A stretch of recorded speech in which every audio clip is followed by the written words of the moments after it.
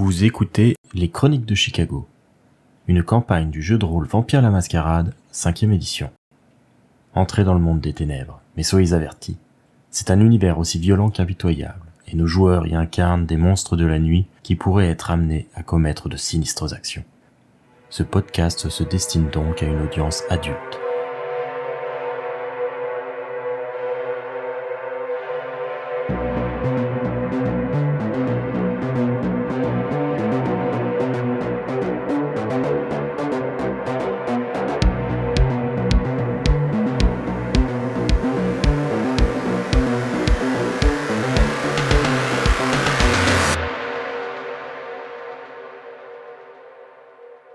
La City Methodist Church de Gary est une église gothique abandonnée en plein centre de la ville. Elle est engoncée entre son annexe, un bâtiment à l'architecture similaire, le Hall des Marins, et un grand immeuble de briques. Alentour, il n'y a qu'une école, fermée à cette heure tardive forcément, et des résidences privées. L'église et son annexe ont subi quelques dégradations déjà. On peut voir quelques tags et certaines vitres ont été fracturées. Sur place, vous avez aucun mal à reconnaître la voiture de Toshizo. Vous rejoignez à une distance respectueuse de l'endroit pour ne pas attirer l'attention. Il n'y a pas un chat. À cette heure-ci de la nuit, le quartier est plutôt tranquille. On se dirige vers Toshizo. Du coup, on retrouve Toshizo où exactement ?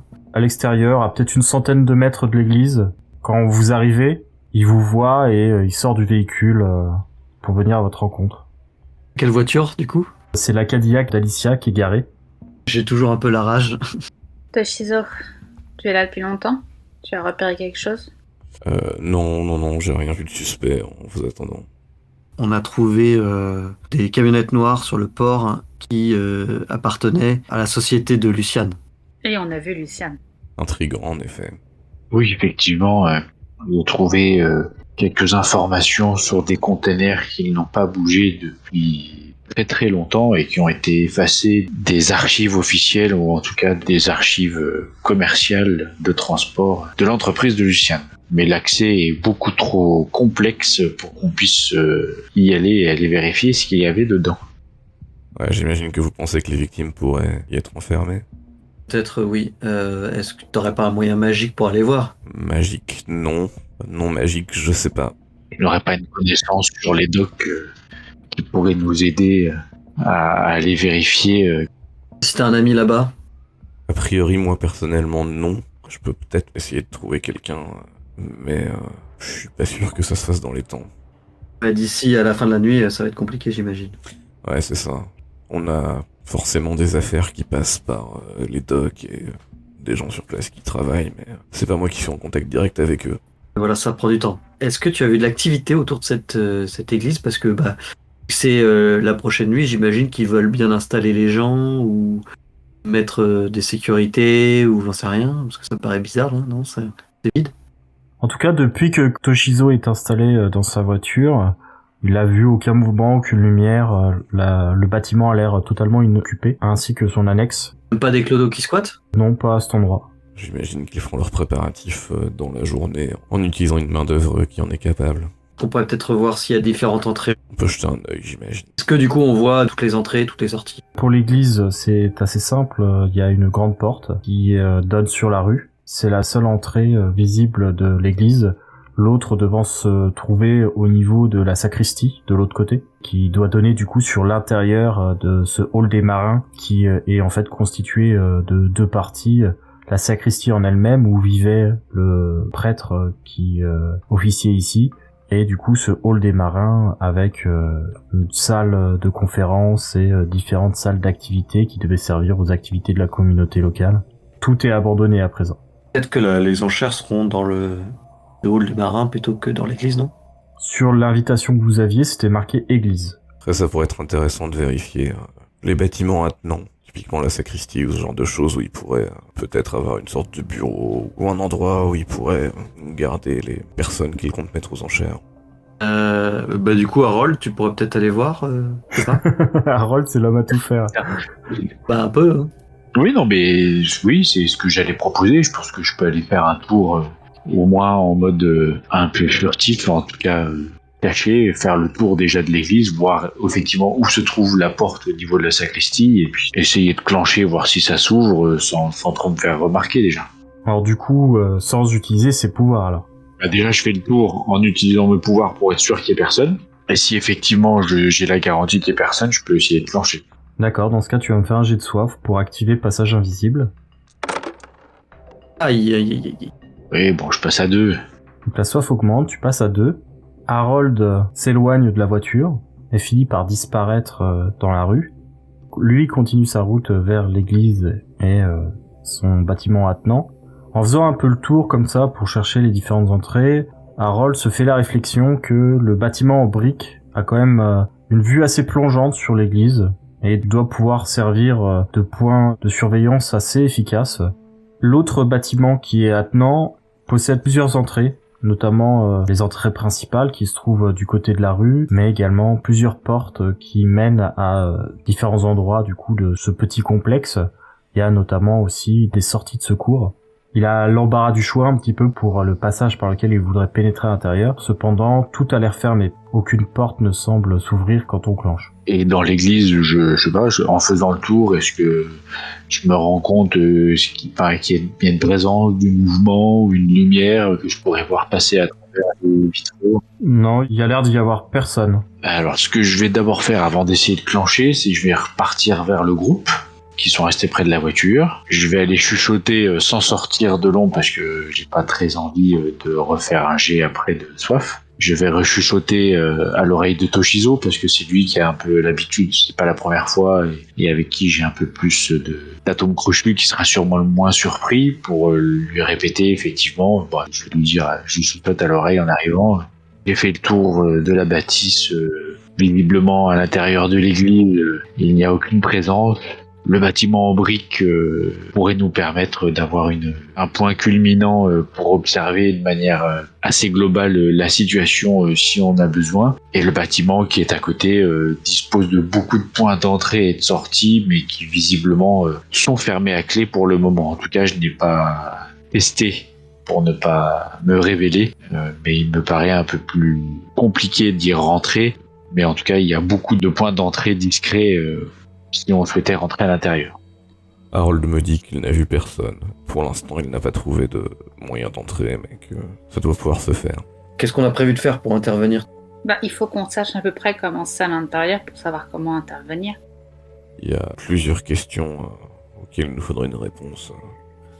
Savoir ce qu'on veut faire directement à propos de l'enchère et ce qu'on fait répondre à Harold, à Sullivan Dane, qui semble très intéressé par cet événement. Et qui pourrait se retourner contre nous, qui pourrait se montrer plus violent envers nous si jamais on ne le tenait pas informé.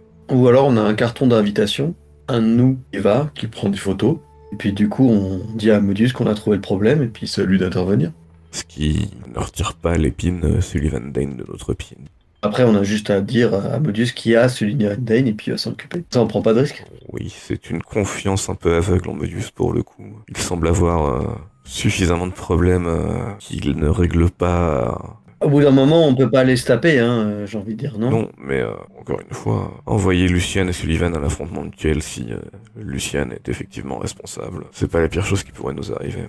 Le problème, c'est que Lucian, il finira par découvrir Sullivan Dane, on l'a envoyé. Ou pas. Et là, on est mort. Oui, j'ai dans l'idée que si on réussit pas à amadouer Sullivan, on est mort aussi. Si on y va là-bas et qu'à Sullivan Dane, il va nous allumer au passage. Afin que tous puissent l'entendre, Harold reparaît à la vue. Non, parce que sinon on lui donne l'information, il nous fera rien. Si on est dedans, si, non? Non, il s'est engagé que si on lui donnait l'information, qu'il nous lâchait la grappe. On va se prendre une balle perdue, non? C'est peut-être un peu plus malin que ça, quand même. J'ai l'impression qu'il s'est visé. Oui, j'ai l'impression aussi. Mais je vous dis que si ceux qui sont là-dedans voient que c'est nous qui l'avons amené ici, mort. Non, mais dans tous les cas, il faut qu'on trouve une solution pour que Sullivan décide de nous épargner. J'en vois pas vraiment d'autre que lui donner l'adresse à l'heure actuelle. Clairement, parce qu'en plus, Modius, clairement, il a d'autres choses à faire que de gérer un petit chasseur de vampires.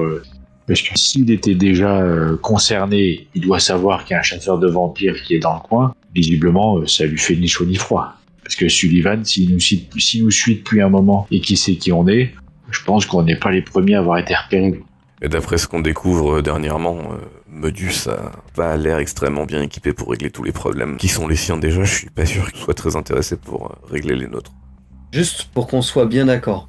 Vous êtes d'accord que donner l'endroit de cette église aux chasseurs de vampires est une brisure de la mascarade? Alors la mascarade, c'est de pas révéler l'existence des vampires. Ça, il sait déjà qu'on existe. Sylvain a l'air assez au courant. Oui, c'est vrai qu'il est au courant. Ouais. Le bris de mascarade risquerait d'arriver si la libération des prisonniers menait à une multitude de témoignages disant que ils ont été enlevés par des vampires. Et après, je suis pas sûr qu'ils soient au courant que c'est des vampires qui les ont enlevés.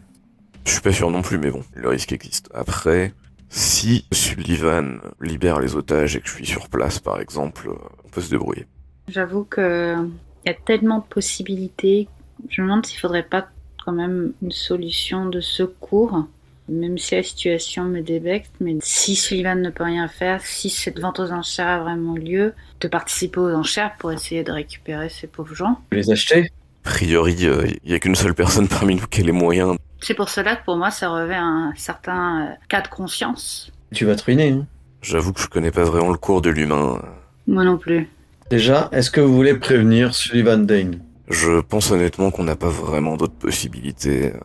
Je pense qu'il peut avoir l'information en dehors de nous et que s'il se pointe en nous voyant, sachant qu'on lui a pas dit, Ouais, c'est pas faux non on plus. est mort. Vous voulez pas avoir des alliés ou des trucs comme ça, genre? Si, mais bon, j'ai l'impression qu'à l'heure actuelle, Sullivan représente le danger le plus direct pour nous.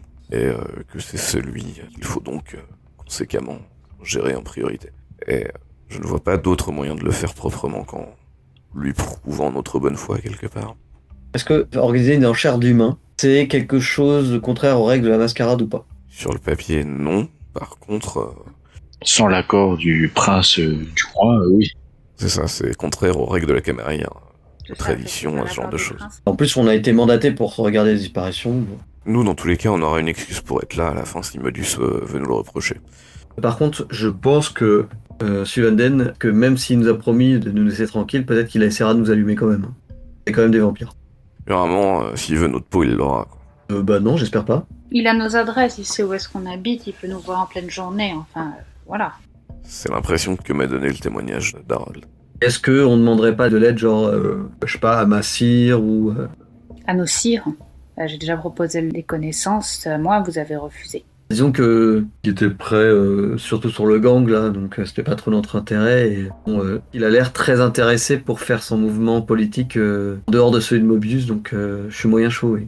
En tout cas, de notre entrevue avec Luciane, j'ai quand même été assez étonnée que lui aussi, ou même Alicia, se taise pour embêter Modus. C'est sûr. Je pensais pas qu'il était autant critiqué par la communauté. Du coup, je me demande vraiment si cette enquête donnée par Modus, c'est pas non plus un piège de sa part sur nous. Vous pensez que si, par exemple, je vais le voir pour lui dire demain on va aux enchères et il y aura potentiellement gros soucis et ça viendrait de là, ils nous mettent des bâtons dans les roues, ils sont pas contre nous? Peut-être que je psychote, mais soit si on y arrive, on se le met à dos parce qu'il voulait pas l'empêcher, soit on n'y arrive pas et il nous tue parce qu'il nous met de côté parce qu'il nous reproche qu'il n'y est pas arrivé, j'en sais rien, mais j'avoue que je perds un peu mon latin. Bon, eh bien on vote. Qui est pour appeler Den? Les 3 autres lèvent la main. Ben, la majorité a parlé. Du coup, qu'un appel Den. Dans tous les cas, ce qu'on sait de manière certaine, c'est que demain il y a une enchère, et que Sullivan va s'y rendre. Est-ce qu'on souhaite, nous, y être officiellement? Est-ce qu'on souhaite observer depuis l'extérieur? Et on verra pas l'enchère si on est de l'extérieur. Il faut y aller officiellement. J'aimerais autant avoir un minimum de repères avant de mettre les pieds dans une poudrière.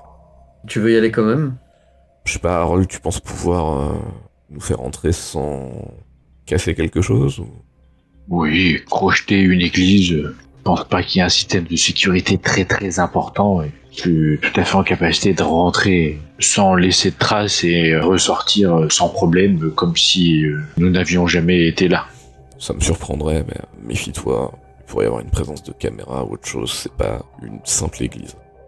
Du coup, Harold se dirige à nouveau vers l'église, et il va tenter de crocheter la porte d'entrée. Tu vas faire un jet de dextérité plus furtivité avec ta spécialité d'effraction. Ça fait 7 dés.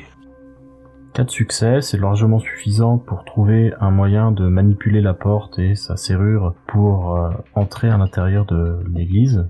La porte de bois se laisse pousser un peu difficilement et tu pénètres à l'intérieur. Mon premier réflexe, c'est de regarder en hauteur pour voir s'il n'y a pas des caméras, justement.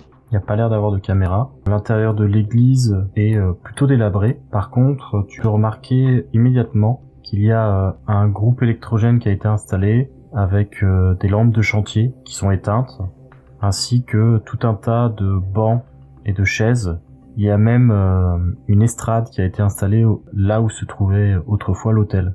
Je sens pas une présence, je remarque pas de lumière à l'intérieur. Il y a juste le groupe électrogène qui est branché, mais qui est pas en route, quoi.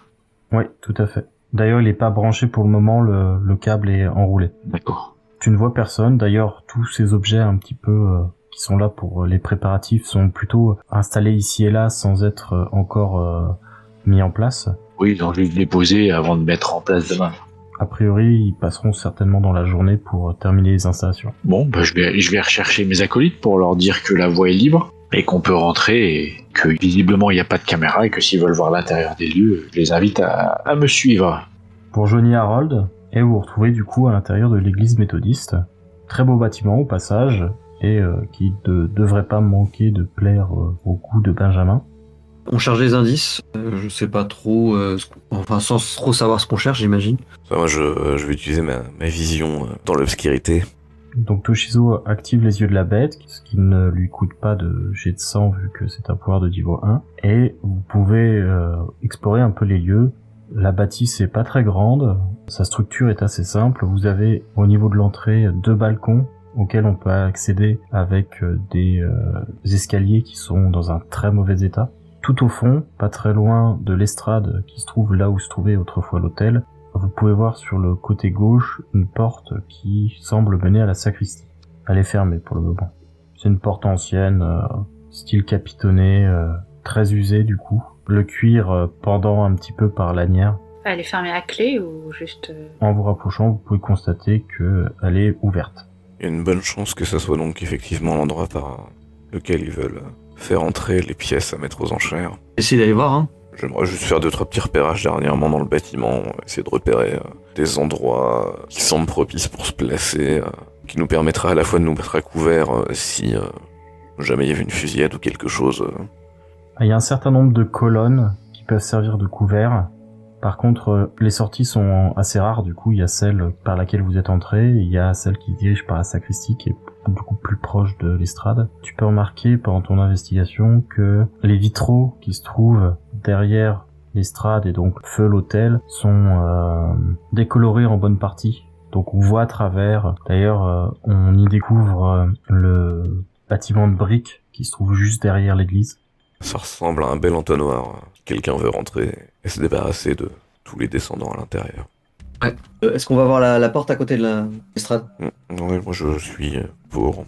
Vous passez cette porte, elle vous mène immédiatement à une petite pièce avec une fenêtre. Dans celle-ci, vous pouvez remarquer qu'il y a d'autres lampes de chantier qui ont été stockées ici, ainsi que des chaises et d'autres choses. Il n'y a pas grand-chose d'autre. La pièce a l'air de donner sur le reste de la sacristie et sur l'ancien logement du prêtre. Tout est vide en fait, il n'y a plus aucun meuble qui persiste à l'intérieur et le papier peint sur les murs a commencé à se décoller, le parquet est complètement défoncé, le lieu est assez endommagé par le temps. Il y a plusieurs portes et fenêtres qui mènent à l'extérieur sans problème.